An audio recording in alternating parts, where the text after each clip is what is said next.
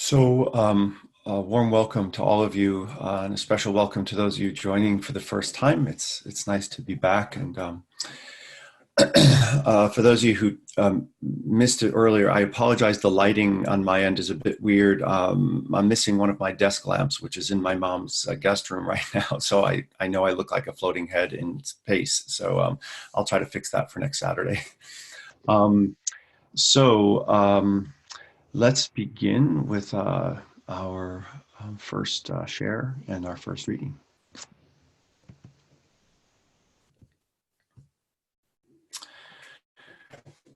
So for those here for the first time, I have taken to sort of a lovely greeting that comes out of a Celtic tongue, and it's simply pronounced Benum Christ in it, and it means I greet Christ in you. So I always try to begin and end both my Celtic liturgies with that reminder, but also our meditation sessions, because in a sense it boils down to that recognition that we are incarnations of Christ. So we begin Benum Christ in it, and with our opening prayer. Breathe into me, Spirit of God, that I may think what is holy. Drive me, Spirit of God, that I may do what is holy. Draw me, Spirit of God, that I may love what is holy.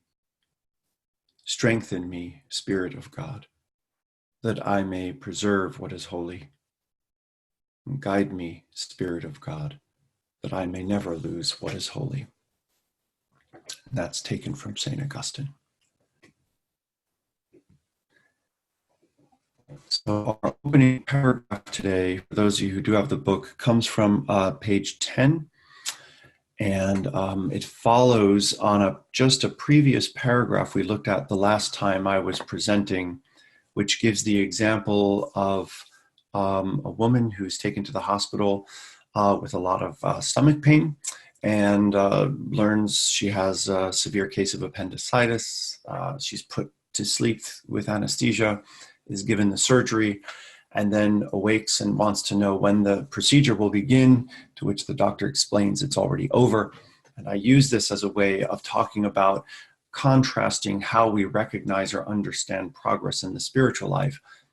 In a case like this, it would be sort of absurd for that woman to insist she get her money back because she didn't experience anything on the operating table. The real question is not what happens on the table often when we're unconscious about the things that the master worker, the doctor, is doing, but more so asking, well, outside of meditation, how is your spiritual life growing or expanding? How awake are you? How compassionate are you?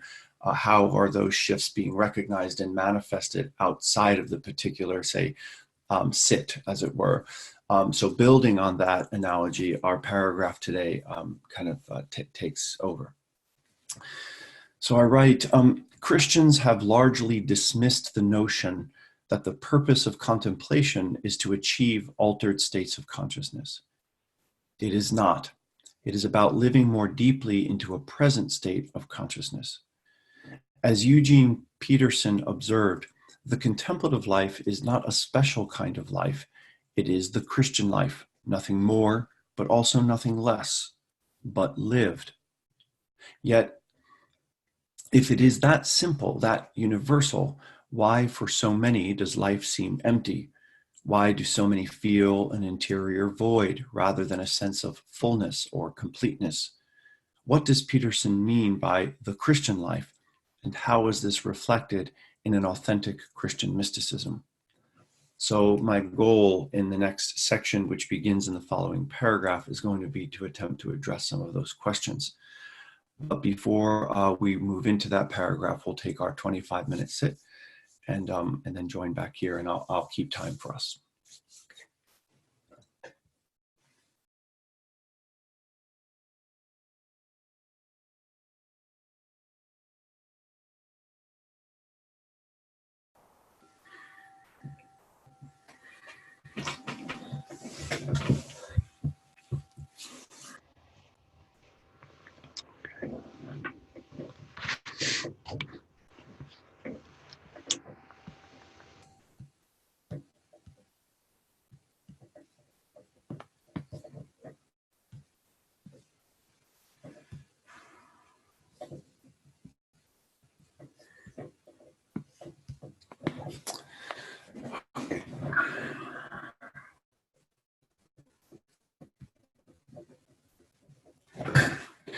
Our second reading, found on page 10, begins a new subsection called Christian Mysticism, the Continuing Incarnation.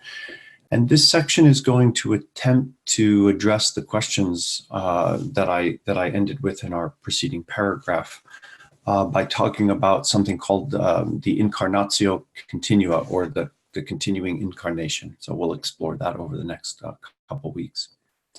So, through the historical incarnation of Jesus of Nazareth, humanity, and by extension the universe, has been made one with God. This is essentially what it means to say Christianity is a mystical tradition. This is the interior truth to which the gospel invariably leads us, and the reason why it is called good news. The summit of the Christian life is the fullness of life in Christ, a fullness that cannot be attained by our own efforts, only accepted as a given. It cannot be achieved, only received as pure gift or pure grace. Thus, the contemplative life is not simply about adopting meditative methods and techniques, but about entering into an interior silence that deepens our relationship with the triune God who dwells within.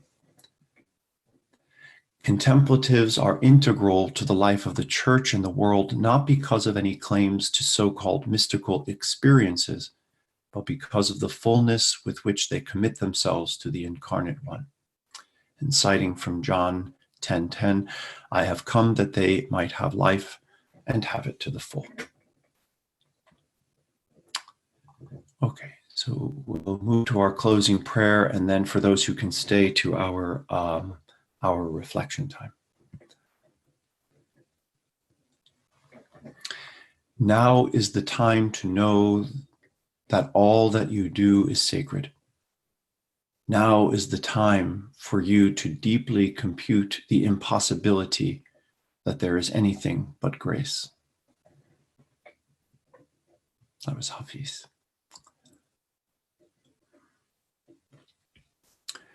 Okay. So let me stop sharing there. Okay. Good. I hope you all had a good meditation this morning, this afternoon, this evening. As always, I'll open the floor to any questions that begin to arise out of the paragraphs that we just read. Starting with, is there anything that I read to you today that you actually didn't understand, or that you just want some clarification with in terms of what I intend to mean or what I'm trying to say? And if not, then we can move to whatever questions, of course, arise for you beyond that.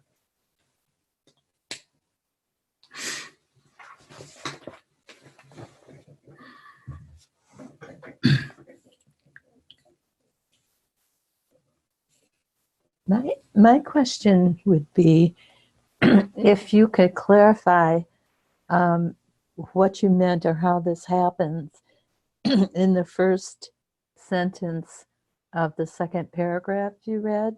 Okay. Oh, okay. So let me repeat that for those who don't have the book. Okay, Linda. Yeah. So if I think if I understand you right, you're talking about the line that reads through the historical.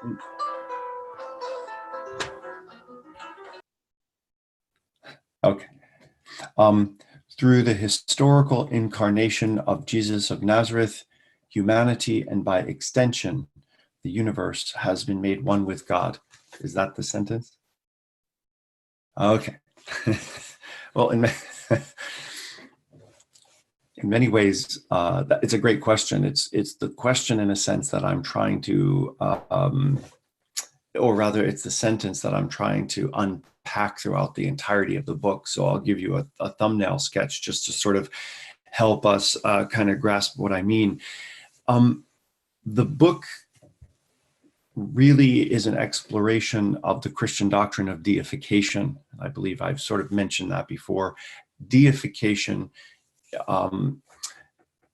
developed as a sort of the way the theology developed was by exploring the theme of the incarnation. That is that central Christian mystery that in Jesus of Nazareth, God has been made fully human in a sense, or taken on fully the human form and a human life and an individual and so forth. So this we call, of course, the incarnation. As the early church reflected on that mystery of what that meant and what that implied, the unavoidable outcome of the early church was to conclude that if indeed God has become truly human, then by extension, humanity has been made divine. You can't have one without the other.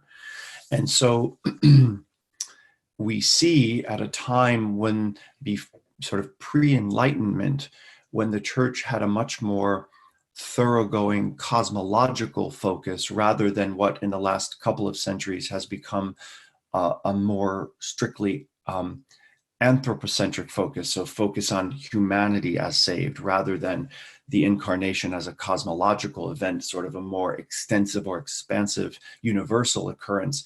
The Enlightenment sort of began to focus on much more thoroughly on the impact or the implications of Christian faith simply for humanity. And this is really an unfortunate restriction in how we understand our sense of incarnation. And so by saying in this line that through the historical incarnation, Jesus of Nazareth, humanity, and by extension, the universe has been made one with God. That statement is an attempt to reclaim that earlier, more thoroughgoing cosmological notion that it isn't just humanity that's been transformed by the incarnation, but the full extent of the universe, right? And so I'm trying to help introduce the notion that we're talking about a whole cosmological reality and not merely a human one. And so the gem or the beauty or the gift of Christianity is precisely in the wedding or union of the material and the spiritual in such a radical way that we could argue, and I will throughout the book, that Christianity is spiritual only to the extent that it is a thoroughgoing material religion, that it has a profound reverence and regard and respect for the holiness of the material in which God is consistently present in and through that materiality. So what we have in Christianity, particularly in the doctrine of incarnation, is the breakdown, at least in the way we would frame it, of the duality between God and creation, God and humanity, or what one author once called the heavenization of earth, the spiritualization of all that is. And so the implications of that, as we'll explore throughout, is to the more I connect with who I am as an incarnate material being, the more deeply I'm discovering myself as divine, as Christ. It's not the opposite. We don't flee the body. We don't flee the emotions. We don't flee materiality in order to seek God above. Rather, God has descended, as it were, into this reality, has found us in this reality, and has, in a sense, the universe, as Dennis Edwards will say a bit later in the book, as I cite him saying, that in Christ, it isn't only that God descended into the material universe, but that the universe, for the first time, perfectly received the divine. And the implications of that then are universal, in the sense that there is no escape then any longer from the sense of the material also being imbued with the divine. Everything is made holy, everything is sacred. And as we'll see throughout the book, the idea and the beauty of the contemplative life is the struggle to wake up to that. And I have a reflection that I'll offer as we close today as a practice on what it means to wake up to that. So we'll push that off to a little bit later. But does that help sort of tease that out for the time being? And again, Linda, we'll be coming back to this consistently throughout the book. Yes, it's very helpful. Thank you. Sure.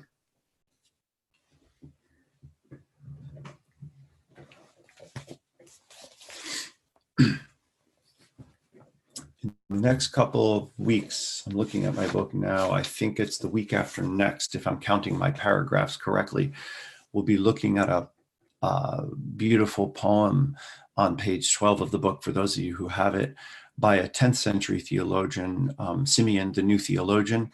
And in essence, that one page, that one poem will put into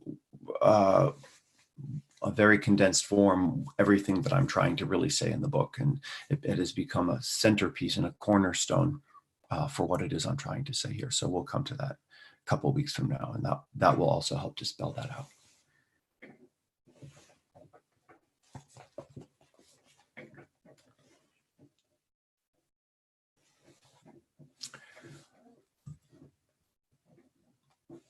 As some of you are reflecting, and don't hesitate to interrupt me, but I do want to speak to something that I quoted here in the first paragraph.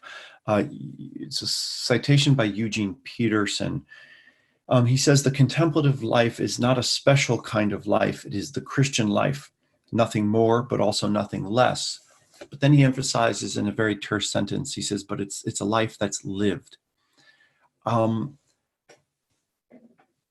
I think one of the modern contributions to how we frame or speak about the contemplative life or contemplative experience is to move away from what, say, in the medieval period or the height of sort of Christian mystical literature for a host of reasons, would almost in those centuries, what was articulated was mysticism as consisting of extraordinary events, visions and locutions and these types of things. The contribution, I think, of the modern contemplative to the conversation is not so much an emphasis on the extraordinary, but rather the celebration of the ordinary itself as sacred.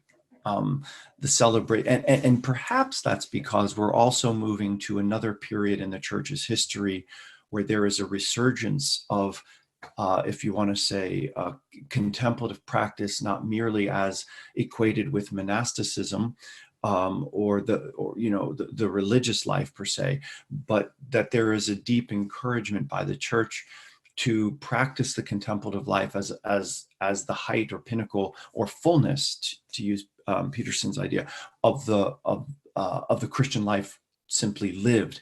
And I think because of that universal call that once again we're recognizing, and we've seen in the church's history this happened before, that may well be the reason why we're gaining the wisdom and insight around the ordinariness of life fully lived, and the celebration of the ordinary. And in many ways, our whole sacramental tradition is rooted first and finally in the ordinariness of life. Eucharist is not a 7-course meal paired with the finest wines. It's simply bread and a simple sip of wine, and light comes to us through candles, and we anoint with olive oil. So there's a certain way in which even the celebration of our sacraments, in their very simplicity, speak to the sense of God powerfully manifest through the ordinary.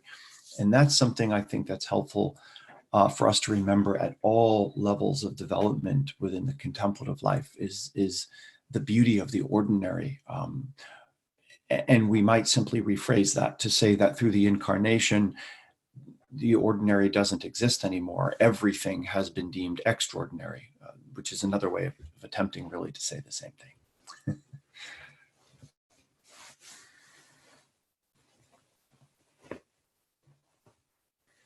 Father, I think you have answered in these two things that responses that you've made in your own question in your own.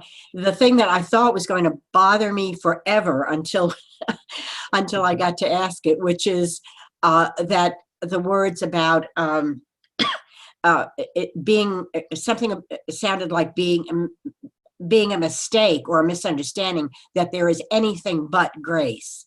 It was right at the end of that. Oh dear. Oh, And I thought, oh, wait a minute. It's really, there are bad things that, not everything is good. There are bad, we have to make choices because there are bad things. And I was going to go into a paralysis. Sorry. But I'm sorry. I have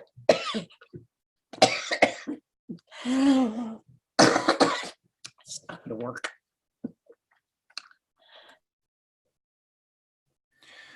okay. Well, so Joan, when Joan catches her breath, we'll kind of follow up with that question. It's okay, Joan. Yeah, I'm sorry.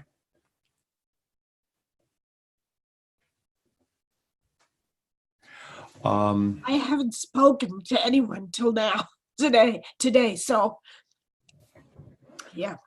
But anyway, what you have said makes me understand more about that. That if we go into what seems bad,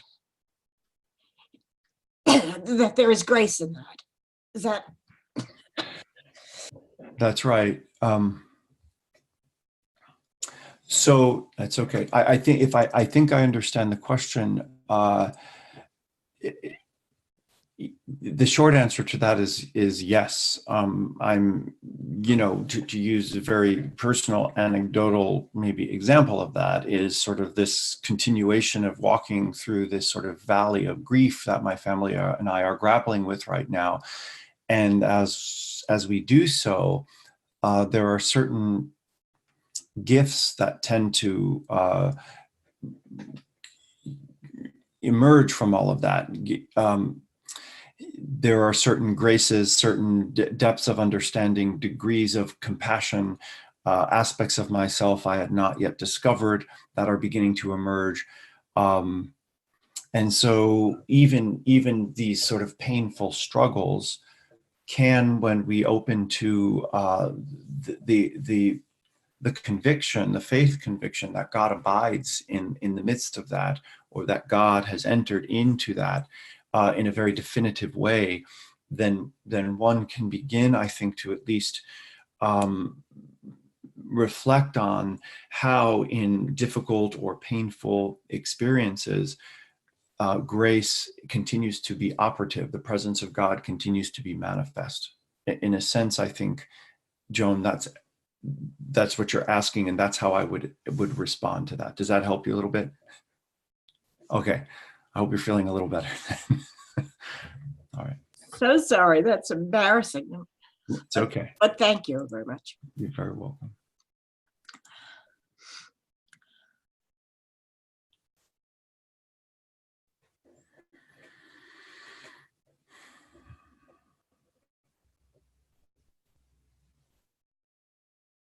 What is coming across to me is that we are the continuing our incarnation. And it seems that where it appears that there is not grace, it is because of ignorance, our ignorance, rather than the lack of grace. And that is helping me to understand why it is so necessary to love my enemy. Mm-hmm. Because my enemy is not evil. My enemy is ignorant. And I am ignorant until I fully accept and live in the reality that I am the continuing incarnation. Mm. Thank you so much, Father Vincent. This is divine. Thank you.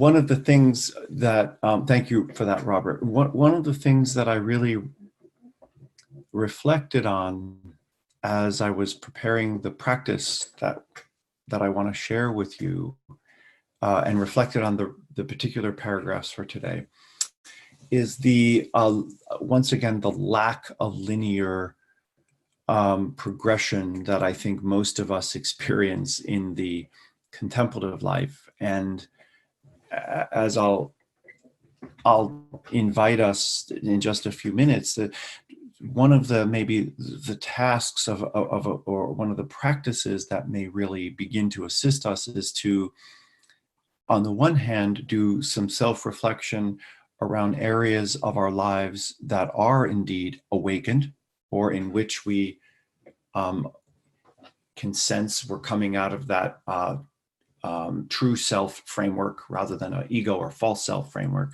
And in other areas where I'm triggered perhaps to be more or maybe less mature spiritually in certain reactions by people or circumstances and so on.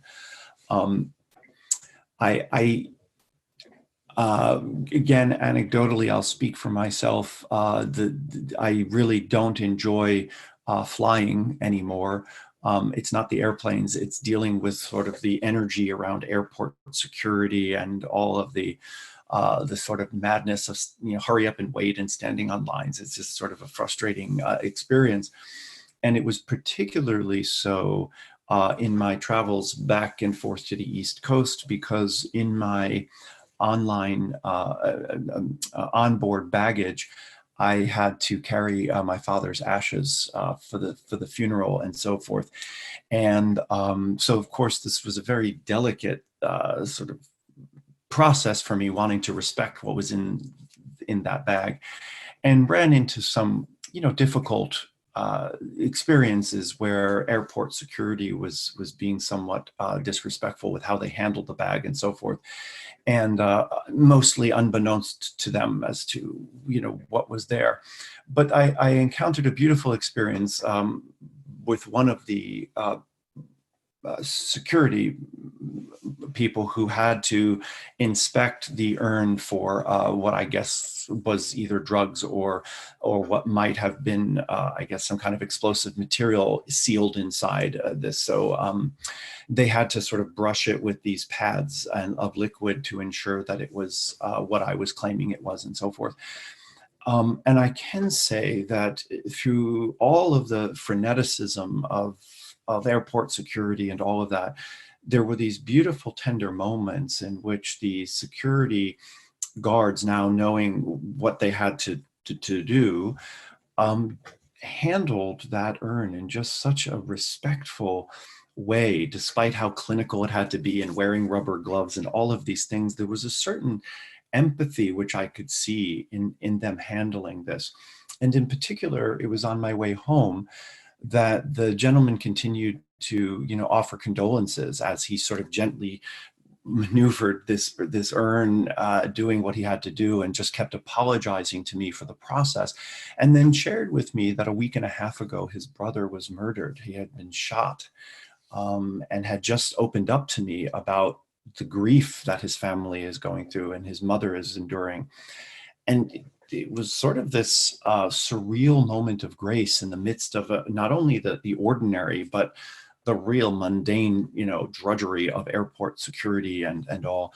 And it felt momentarily like it was just the two of us sort of ministering to each other about this shared grief, that we experienced. And it was very tearful, but also very tender. And it was a beautiful moment. And, we didn't have much time with each other. But afterward, we shook hands and offered condolences, and we each had to go on our way. But I promised I would hold him and his family in prayer during this time. So it was that experience not only was very moving to me, but actually shifted the way I continued to sort of make my way through the freneticism of the airport. And it became much more less defensive and less reactive and less sort of irritable. It had just sort of softened me, because I realized that him, like me, We don't always know the kind of pain or grief or difficulties or struggles that somebody on the street we happen to pass is carrying, somebody who may seem short-tempered or may seem irritable or just unfriendly, or to the contrary, may seem very friendly, but still isn't revealing whatever it is in them that's tender or broken or hurting, and how it just awakened me to become less reactive to what I was interpreting as just obnoxious, pushiness and crowdedness and aggressiveness, to just beginning to wonder who else in this airport is carrying grief or pain or hurt or disorientation in their life, and how can I be more mindful and aware and compassionate in being attentive to that. So my experience right there with this clinical security guard, dealing with a very sacred thing for me, became this beautiful invitation and moment of grace. And it helped me, as I said, negotiate the rest of the day in a much more compassionate way with everybody who was around me, right? So it made me realize we go through these periods of more or less being awake, and we should just know that there are graces in each moment that can awaken us to taking that internal temperature about just how awake am I in this particular moment, and how might a particular experience or encounter bring me to a more awakened state. So I just share that anecdotally as something perhaps to think about in your own life and the way that you move through it, or sort of practice being aware of what others might be coping with interiorly as you work with them in life.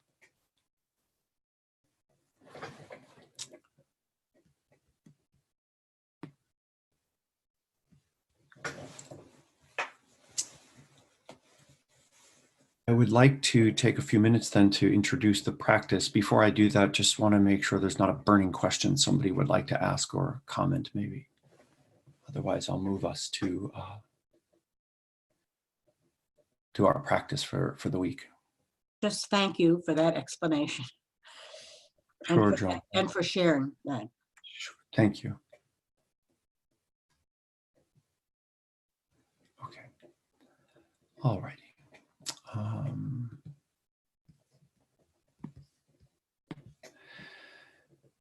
Okay. So here's our practice. Here's what I'd like to suggest we consider, and I've already somewhat anticipated this. So in the spiritual life, we often use the metaphor of wakefulness versus being asleep or unaware. So what if we release an all or nothing understanding of this metaphor? Consider there are some times when you are more awake or more asleep than others. Consider that sometimes you live out of a, excuse the grammar there, you live out of a mystical consciousness, and sometimes you live more out of an unaware, or sometimes we would call that an ego framework. So this week, simply attempt to notice or to map your sleep state. Take stock in areas where you are more or less awake, and jot down what you notice. How does sleepiness, as it were, manifest itself in you? And how does wakefulness manifest? So I'm hoping to build on this practice next time.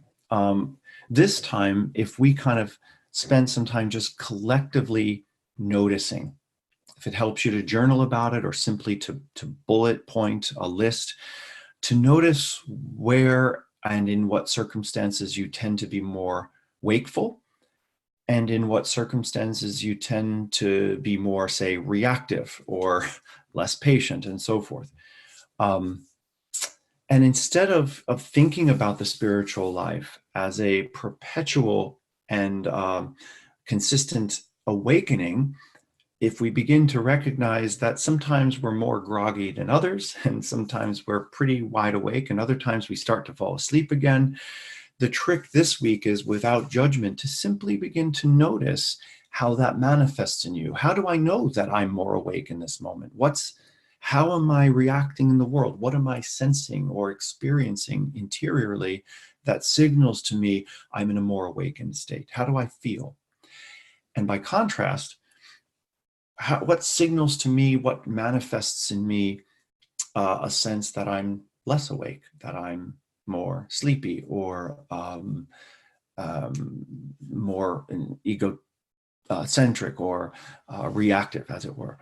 And if you can begin to notice this, what we might begin to map are those people and experiences that encourage wakefulness in us, and those people and experiences that we may be more reactive to, and that will help us to discern where our work is, right? Where the work of compassion, where the work of interior introspection and so forth begins. So do this, jot it down just so that you remember it in whatever way that is helpful for you, but do it without judgment. We're just trying to notice as a way of gaining wisdom about what's happening interiorly. Okay. So I just wonder, before we close, if there's any questions around that people have, anything you don't understand about the practice for this week. Just a suggestion, Father Vincent. Could you email me that the practice, because maybe it would be good practice for us to have that on our Facebook page. So that Sure. we can remind out. That would be wonderful. And then each week we just put that so that we can always refer to it. Okay, perfect. So you want me to start with this practice, Robert? Yes, please. I think this is a critical one. For me, I speak for me. It's critical. Okay, good. Thank you. You're welcome. Father Vincent, if I can just take a minute to bring in mental health issues to this practice. Many of us, or some of us, suffer from mental health illnesses or disability. And as I myself do, and I have become aware that when I become agitated or irritable, that's part of my bipolar disorder coming up. And so recognizing that that's what it is makes it easier to live in it. So I just wanted to mention the mental health aspect. Thank you, Mary. That's phenomenal. Thank you for that. That's a beautiful awareness to bring to the conversation.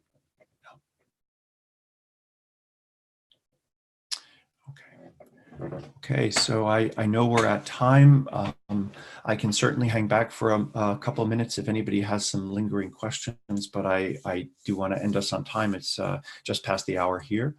So for those of you who need to go, Benum Christinit, I look forward to seeing you all here same time next week. God bless and have fun with your practice.